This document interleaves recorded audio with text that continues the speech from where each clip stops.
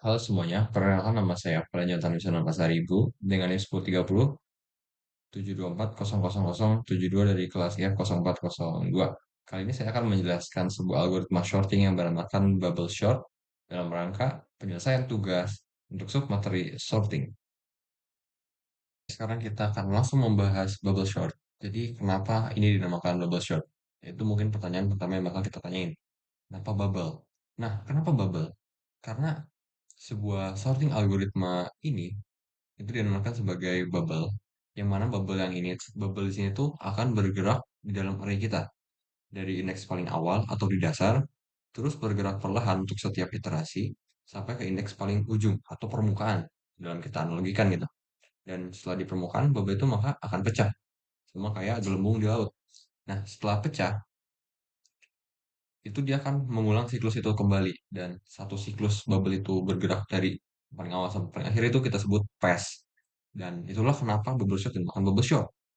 Nah, sekarang kita akan melihat implementasi dari bubble short ini pada bahasa pemrograman Golang. Nah, pada bahasa pemrograman Golang itu kita mempunyai sebuah sebuah apa namanya di sini sebuah kode. Sebuah kode dengan ini merupakan sebuah kode template dari bubble short di mana kita menggunakan for loop bersarang. For loop pertama itu untuk yang saya jelaskan tadi, pass. Jadi untuk waktu dari bubble ini sampai dari awal sampai akhir atau dari dasar sampai permukaan lalu pecah itu disebut namanya pass. Nah, untuk di dalam loop pass tadi itu ada loop sendiri yakni untuk menghitung atau bisa bilang merecord pergerakan bubble ini. Nah, jadi setiap bubble bergerak itu satu iterasi. Nah, lalu di sini kita akan membahas kenapa kodenya seperti ini.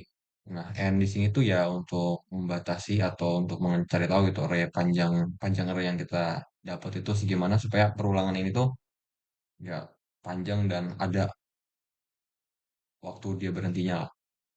Lalu di sini ada variabel namanya swipe. Nah, swipe ini tuh apa? Swipe ini tuh fungsinya nih sebenarnya opsional dalam bubble short, tapi fungsinya itu untuk mengecek setiap pass atau setiap bubble ini tuh bergerak. Nah, kalau jadi si swap ini akan ditaruh di atau akan diubah nilainya di sini. Oke, mari kita bahas dulu. Swap ini pertama dideklarasikan sebagai true. Lalu masuk ke for. Di for-nya ada pengecekan apakah swap-nya true. Nah, kenapa swap-nya itu kita analogikan sebagai true? Karena kita kita akan memahami kenapa swap. Jadi kita tuh memerlukan untuk mengubah array. Jadi algoritma sorting ini kan akan menggunakan array. Jadi kita akan memindahkan nilai-nilai array. Maka dari itu kita sebutnya swap. Jadi swap ini bisa kita katakan sebagai perlukah kita nge-swap? Mungkin seperti itu. Dan di dalam perulangan for yang berdasarkan ini, swap itu kita kasih false. Nah, kenapa seperti itu? Jadi dalam penyelesaian kuliah itu seperti ini. Jadi ketika swap ini dikasih sebagai false, namun di for loop di dalamnya atau di dalamnya ini kan ada sebuah kondisi ya di dalam for loopnya if array j lebih besar sama dengan array j plus 1. Nah, untuk sorting bubble short di sini tuh kita menggunakan ascending atau dari kecil ke besar. Jadi, apakah kalau elemen yang di dalam bubble ini, jadi dalam bubble ini ada dua elemen, yakni kita bisa sebut kiri dan kanan. Nah, kalau nilai kiri ini lebih besar daripada nilai kanan, jadi kita tukar karena kita ingin meletakkan nilai paling besar tuh di kanan dan di paling kiri itu mulai dari yang terkecil. Nah, setiap kali ada di dalam bubble ini ada sebuah swipe, maka swap ini akan diubah menjadi true kembali. Yang mengartikan di satu pass atau di satu bubble ini atau di satu siklus bubble ini bergerak dalam array hingga dia pecah di akhir, itu ada swipe yang mengartikan, oh selama iterasi ini dia ada melakukan swipe. Nah, itu kenapa kita melakukan seperti itu? Karena itu untuk mengecek untuk setiap pass-nya. Kalau di setiap pass itu ada swipe, maka program akan terus lanjut. Tapi ketika di suatu saat atau di suatu iterasi selanjutnya, di mana tidak ada nilai yang harus kita ganti lagi atau kita swipe lagi, yang otomatis itu mengartikan area kita sudah terurut. Maka fungsi swiping itu untuk memberitahu, oh ini nggak ada swipe atau tidak ada perubahan dari nilai atau elemen-elemen dalam array. Sehingga swipe ini tidak akan dijadikan true lagi, karena kita sudah tidak melakukan itu lagi. Dan fungsi akan langsung berhenti, karena di for yang pertama atau for induk, itu kita meminta sebuah kondisi swipe itu harus true. Dan apa fungsinya ini? Fungsinya ini untuk membuat kode kita atau sorting bubble-nya lebih efisien. Di mana kalau kita melakukan satu pass, karena di sini kondisinya tuh kita melakukan pass itu sebanyak panjang array-nya. Jadi gimana kalau semisal pada iterasi di tengah-tengah gitu, data kita tuh sudah terurut. Namun kan kalau kondisi yang biasa atau bubble sort yang biasa itu, dia akan terus mengiterasi di sampai di suatu kondisi i atau iterasinya ini itu sudah sama dengan panjang array-nya. Dan itu kan justru membuat lebih tidak efisien ya, dan membuat perhitungan atau sortingnya itu jadi lebih lama untuk data yang besar banget gitu. Jadi kita menggunakan swipe ini untuk membuat kode kita jauh lebih efisien. Nah, lanjut kita ke visualisasinya. Nah, di sini saya sudah menggambar visualisasi dengan mempunyai array 6, 4, 2, 0, 7 dan kita akan mengurutkan dari yang paling kecil ke besar. Nah, jadi bubble dalam konteks bubble short itu kayak gimana sih? Kita bisa lihat di sini ada kotak-kotak yang sudah saya gambar. Nah, satu kotak ini tuh satu bubble dan satu iterasi. Dan kotak-kotak ini tuh akan berjalan satu-satu, satu array ke array lainnya. Dan setiap satu pergerakan bubble itu mengindeks, mengartikan kalau kita sedang melakukan perulangan yang di dalamnya, yang untuk indeks J. Nah, di sini kita dikasih dua elemen di indeks pertama dan indeks kedua itu 6 sama 4. Karena kita mau mengurutkan dari kecil ke besar, maka kita akan membandingkan apakah 6 lebih besar dari 4. Kalau iya, kita tuker. Dari sini kan pasti iya dong, 6 lebih besar dari 4. Lalu kita tukar. Lalu artinya sudah berubah menjadi 46, 2, 0, 7. Lalu bubble-nya tadi akan bergerak satu satu elemen array. Hop. Nah, lalu kita mendapatkan indeks kedua dan indeks ketiga. 6 dan 2. Apakah 6 lebih besar daripada 2? Jawabannya iya. Dan ini akan dilakukan terus pengkondisiannya dan sampailah kita ke bubble pertama yang paling akhir atau pass pertama, bubble sudah mau pecah, sudah di ujung. Dan di sini kita mendapat sebuah kasus no swap karena 6 tidak lebih besar daripada 7. Berarti ini udah benar. Jadi kita tidak perlu melakukan swap. Nah, selanjutnya kan bubble ini sudah pecah. Maka mengartikan bahwa for yang di dalam, for yang di dalam for tadi itu sudah selesai dan akan lanjut ke for yang di luarnya untuk melanjutkan iterasinya. Atau bisa kita bilang dalam algoritma sorting bubble short ini itu sebagai pass. Pass pertama sudah selesai. Kita lanjut ke pass kedua. Di pass kedua juga sama seperti pass pertama. Kita akan melakukan sorting satu per satu elemen, dua per dua elemen dengan maju perlahan.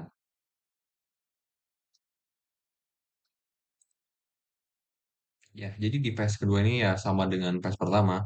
Kita akan menggerakkan bubble kita tuh satu per satu lalu membandingkan dua dua elemen dalam bubble tersebut. Lalu dia akan sampai ke pass terakhir, yang dimana pass terakhir ini 6 sama 7 lagi, dan tidak ada no swap, dan tidak ada swap lagi, jadi no swap. Nah, tibalah kita ke pass ketiga. Nah, di pass ketiga ini, yang harus kita tukar tuh ternyata cuma 2 sama 0, menjadi 0, 2, 4, 6, 7. Berarti pada pass ketiga ini masih ada satu pertukaran, yang mana itu mengartikan swap atau pengecekan apakah suatu pass itu masih perlu dilakukan pengulangan, jawabannya iya. Maka dari sini program akan terus berlanjut. Namun pada pes keempat, karena array yang kita miliki itu sudah sesuai urutan yang kita mau, yakni ascending, maka di pes keempat ini swapped itu atau variable swap ini tidak akan diganti nilainya menjadi true, namun tetap false.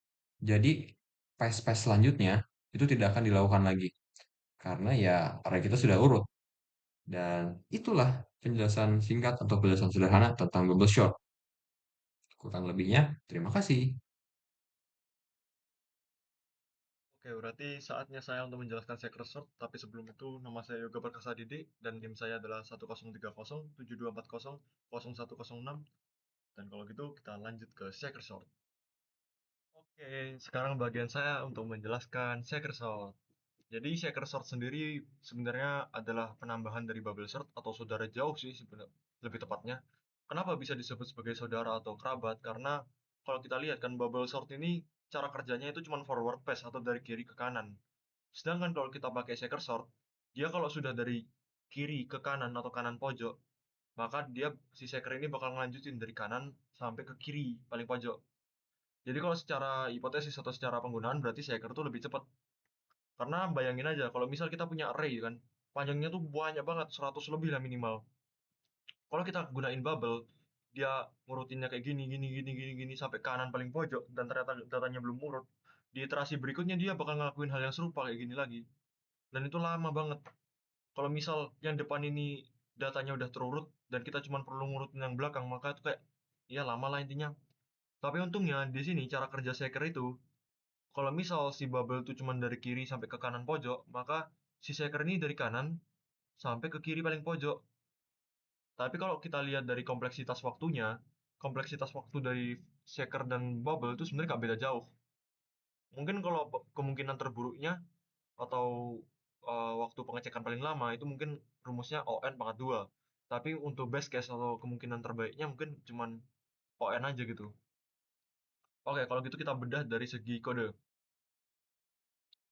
Kalau kita lihat di kode golang satu ini, kita kan punya sebelum itu kita bahas dulu array-nya. Kita punya array, ya ini contohnya kita punya array dengan panjang 6 gitu.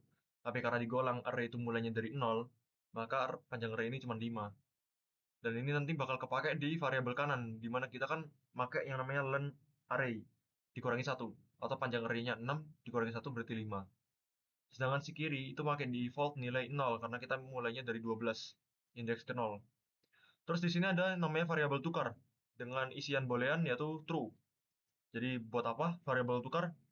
Jadi gini, kalau misal di perulangan tukar ini nggak ada yang namanya tukar false, maka perulangannya jalan terus.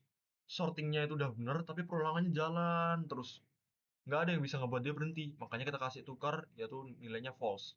Jadi kalau misal ada pertukaran, maka tukarnya tuh true, pertukarannya jalan. Tapi kalau nggak ada yang bisa ditukar, maka tukarnya tuh jadi false. Gitu deh. Oke, di checker sort sendiri, itu ada dua metode. Mungkin kalau di bubble sort, dari kiri ke kanan, itu namanya metode forward pass. Tapi kalau di checker sort, itu ada satu tambahan metode lagi. Yaitu nama metodenya adalah backward pass. Atau dari kanan ke kiri. Oke, kalau gitu kita contohin dulu bagian yang ini. Array. Oh iya, lupa. Mungkin pada tanya nih. Kanan min-min sama kiri plus-plus buat apa tuh? Oke, gini. Kalau nggak ada kan min-min sama kiri plus-plus, maka kalau misal perulangannya ini udah urut, misalnya ini udah urut, sama kodenya mungkin bisa di print lagi, di print gini lagi. Jadinya kan kayak kok ada dua nih, jadinya nggak efisien, ngelama-ngelamain. Jadi ya kita kasih yang namanya kanan min min sama kiri plus plus. Itu juga untuk ngebantu si variabel tukarnya biar dia bisa berhenti ya. Bukan bisa berhenti sih, tapi memang biar ngebantu aja. Biar nggak ada apa redundansi atau duplikasi data. Oke, kita lakuin yang namanya percobaan. Kan ini 5 kanannya 5 kan, karena panjangnya 6 dikurangi 1 jadi 5. Ini juga 5. Oh ya, si kiri itu I-nya kurang dari salah dong. I-nya mulainya dari 0. Kirinya kurang dari 5. Dan iterasinya bakal nambah 1. Oke, kita mulai forward pass-nya. Misal, indeks ke 0 yaitu 12. Kita bandingin. Apakah 12 itu lebih dari array i tambah 1 atau array 0 tambah 1 yaitu 1? Apakah 12 lebih dari 27? Tentunya tidak. Maka tidak ada yang namanya pergantian. Jadi kita tulis ini tetap 12, 27, 14 ya, tetap. Lalu iterasinya kan nambah nih. Jadi 1. Maka kita cek indeks ke 1 yaitu 27. 27 lebih dari 14 gak bang? Of course dong. Berarti kita ganti nih. Terjadi yang namanya pertukaran. Dan si variabel tukar nilainya adalah true. Berarti pertukarannya tetap lanjut. Berarti si 27 pindah ke kanan, 14 pindah ke kiri. Oke, down. berarti iterasinya nambah. Kita cek nih, indeks kedua, yaitu 14. Apakah 14 lebih dari 57? Enggak dong, berarti nggak ada yang namanya pertukaran. Nah, ini berarti tetap. Nah, ini berarti tetap. Berarti iterasinya nambah, berarti sekarang jadi 3. Apakah si 3 itu kurang dari, eh, oh ya, indeks ketiga. Apakah si indeks ketiga ini lebih besar dari 56? Karena jawabannya iya, berarti maka terjadi pertukaran. Oke, dari 57 pindah ke kanan, dan si 56 pindah ke kiri. Nah, sip. Nah, habis itu kita cek lagi nih. Indeksnya kan nambah. Indeksnya kan nambah nih. I-nya juga plus 1. Kita cek indeks keempat. Oh, 1, 2, 3, 4 berarti. Apakah si 56 lebih besar dari 13? Kan jawabannya iya nih, maka terjadi yang namanya pertukaran. Eh, astagfirullah, 56 ya. Sabar, mungkin ini terjadi kesalahan. 5. Maksudnya 57. Salah, salah. Ini kita ngeceknya dari sini ya ini. Kita cek nih. Apakah si 57 itu lebih dari 13? Si 57, apakah dia lebih dari 13? Jawabannya kan iya nih, maka terjadi yang namanya pertukaran. Si 57 pindah ke sana. Ih, 13. Nah, di array ini ternyata masih ada data yang belum urut. Karena kalau kita pakainya bubble dari kiri ke kanan. Nah, maka ini tugasnya siapa? Tugasnya backward pass. Oke, di backward pass sendiri kita bakal pakai yang namanya bukan kurang dari tapi lebih dari. Sini lebih dari, dan ini iterasinya bakal ngurang. Kalau tadi nambah kan, nambahnya itu karena dia dari kiri ke kanan, sekarang ngurang karena dari kanan ke kiri. Dan ini logonya kita balik karena kurang dari. Oke. Oh ya, tadi iterasinya juga.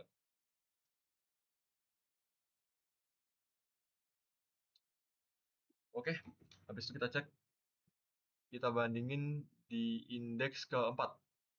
Indeks keempat ini kan 13 nih. 13 kita bandingin sama indeks 4 dikurangi 1 berarti indeks ketiga, yaitu 13 dibandingin sama 56. Kan 13 itu kurang dari 56 nih.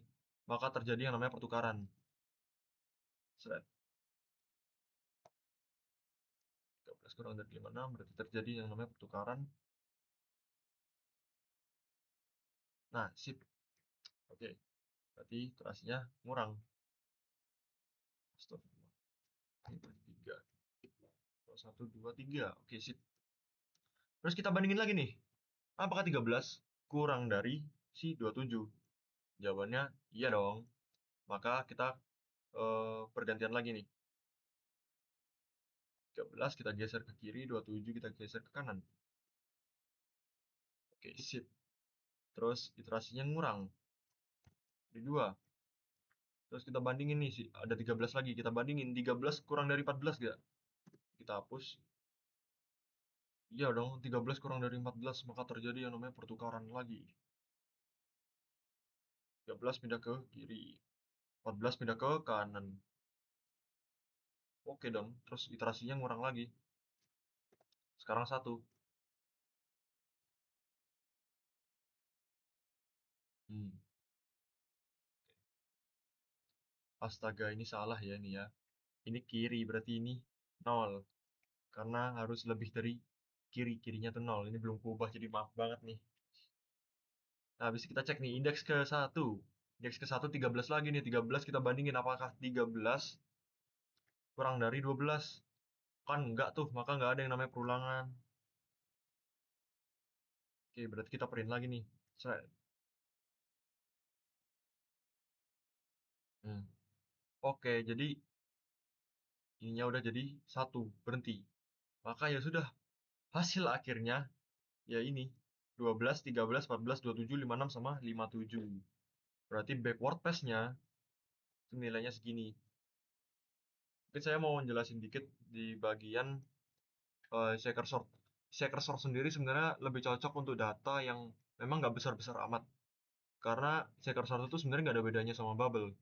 Ya, shaker sort itu mungkin lebih cepat dari bubble. Cuman dia nggak lebih cepat dari quick sort atau sorting-sorting lain yang ada di luar sana. Bahkan nggak lebih cepat dari search gitu loh. Kan search itu ada banyak dan mungkin ada yang lebih cepat daripada ini. Karena kayak yang kita tahu si bubble lagi si shaker sort ini harus dari kiri ke kanan karena ada juga sorting yang mulainya dari tengah dan dia ngebagi langsung kanan kiri gitu. Jadinya for yang dipakai banyak gitu. Ya, kemungkinan bagi saya sih ini shaker sort atau mungkin bubble sort itu kurang cocok untuk data yang ratusan. Atau bahkan banyak hal gitu, banyak angkanya gitu. Lebih cocok untuk data yang mungkin puluhan nyampe kurang dari ratusan sih, seperti itu. Mungkin penjelasan saya mengenai Shaker Sort itu aja sih. Kalau mungkin ada salah atau gimana pun, mungkin saya mohon maaf karena karena saya jelasin penjelasan ini sesuai dengan eh, bukan dari kode sih, tapi lebih ke cara bagaimana si Shaker Sort itu bekerja pada umumnya gitu. Jadi saya Yoga Perkasa Didi dan nantinya ada teman saya Valen. Jadi kami pamit undur diri. Terima kasih sudah menonton video kami. See you next time.